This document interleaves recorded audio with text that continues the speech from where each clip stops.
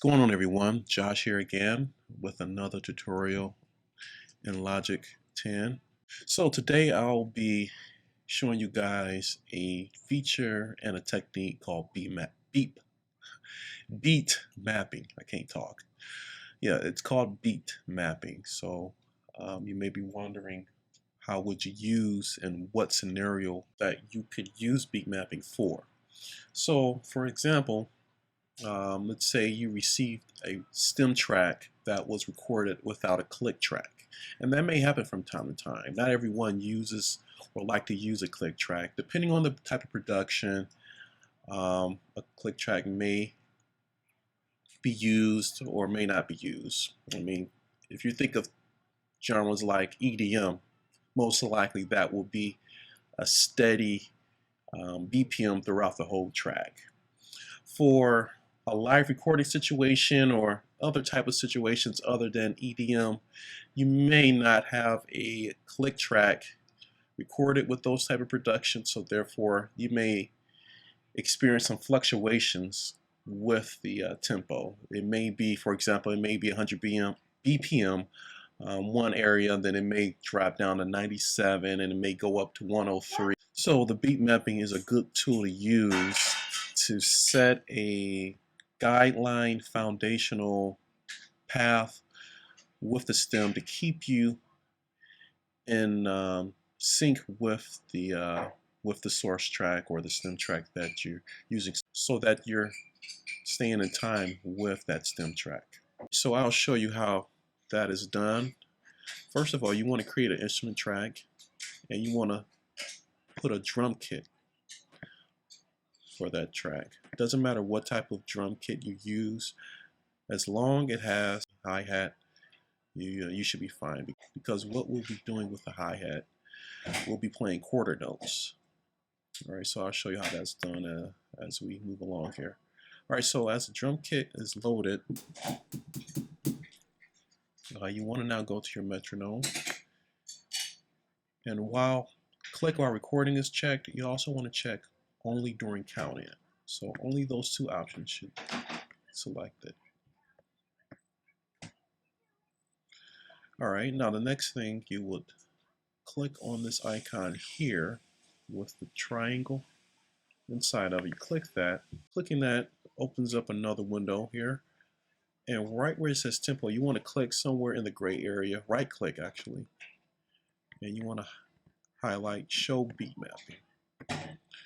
Now, if you allow me to back up just one step here, if you go to preferences and highlight advanced tools, you have to make sure that show advanced tool is checked, because that option will allow you to utilize beat mapping. If it's unchecked, you wouldn't be able to see the feature or use it. Alright, so now that we have beat mapping activated, I believe now we can record. So I'll go ahead and make sure my cursor is set at 1.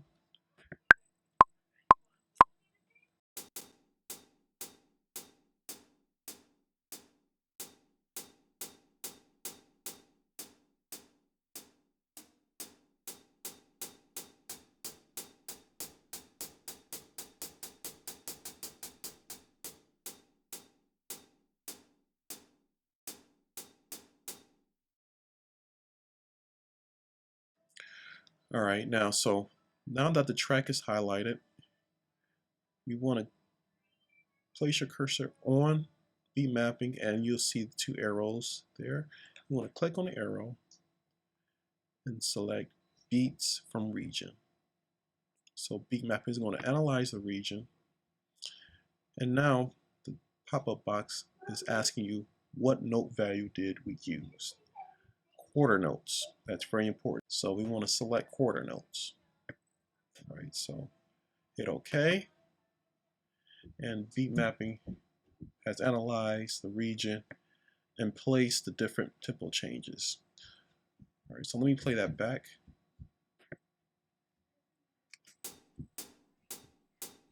Actually, let me turn on the metronome so you can hear it.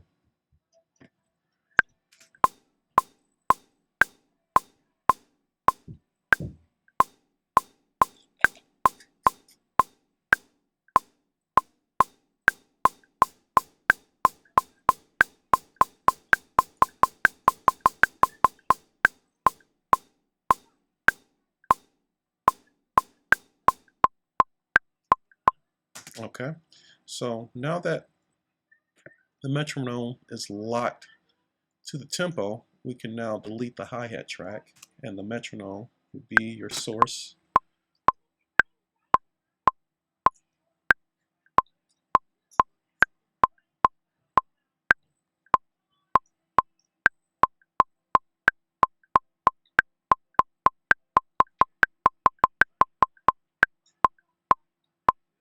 Okay, so it works great, as I said before, if you want to stay in sync with the stem track. And also it works great after you recorded um, a MIDI track. That MIDI track will also quantize with the tempo shifts to keep it in sync with your source track, from which source track that you'll be working from. All right, so let me actually apply this to the actual stem track. So let me close. Now open a audio track, and I'll bring in the audio file that I'll use for this.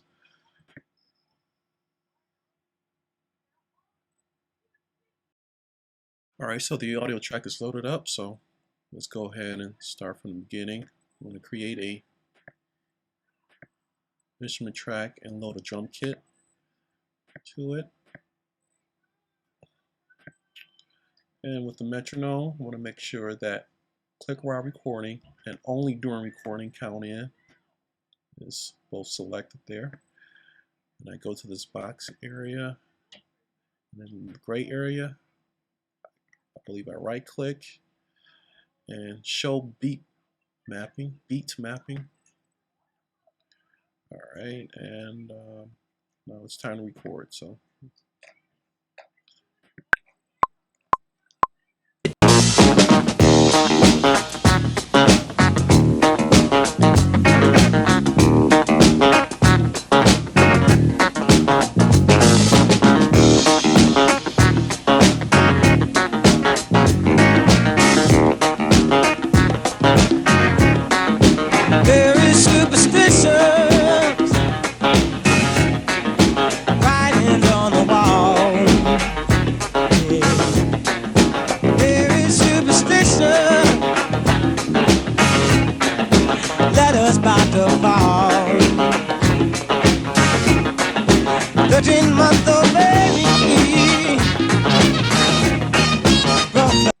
so you get the idea.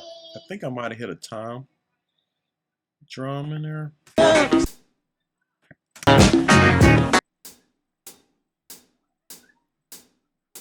So I might have accidentally hit a tom drum in there, but that's okay.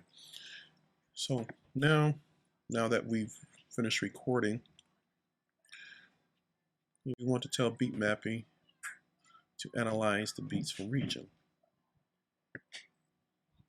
And we did quarter notes.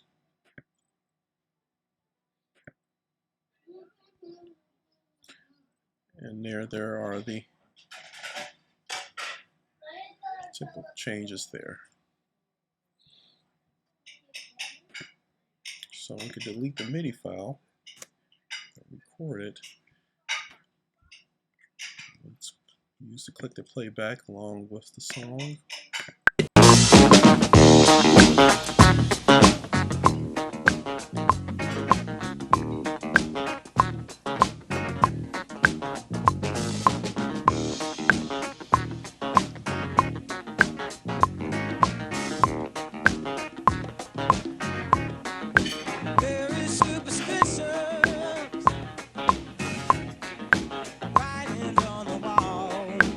So as you can see the different tempo shifts there. All right, so that's pretty much it in a nutshell. It's very simple to use. And once again, this is only works best if you receive a stem that was recorded without a click track. Otherwise, if it was recorded with a click track and you wanted to find the BPM, then you will use the plug-in BPM counter. But this is for tracks that wasn't recorded with the stem track. All right, so that is it. Hopefully this is simple for you to understand. If you have any questions, just send me a message. All right, thanks for watching.